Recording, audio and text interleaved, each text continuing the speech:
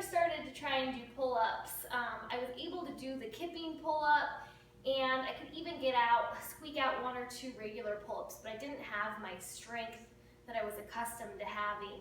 And I noticed after I started seeing Diana, who is my pelvic floor physical therapist, that I was having some serious doming issues.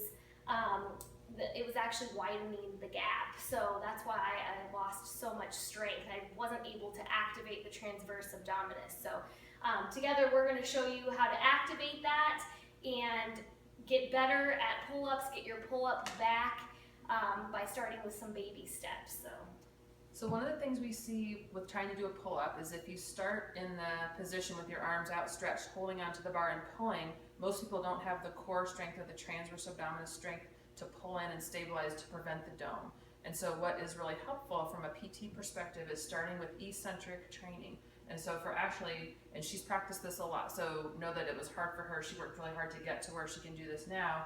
But I had her start with her arms actually up in the end position of your pull-up, so with her chin almost at the bar, and then practicing in that position, inhaling, exhaling, and then pulling in that transverse abdominis, which is going to pull the rectus bellies together.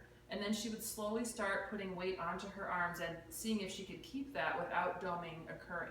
And so now she's able to do it, but initially when she would start to lower down, she would have a dome here in between the rectus bellies. And now she's learned over practice, but this is really your best technique, is to lower slowly and having someone help you, or noticing when this begins to dome, and then that's your finished spot. And then you'll start over with your chin at the bar, activating transverse abdominis, and then lowering your body weight slowly onto your hands, having someone watch or feeling or using a mirror to make sure that you're not allowing doming to occur in between the rectus bellies.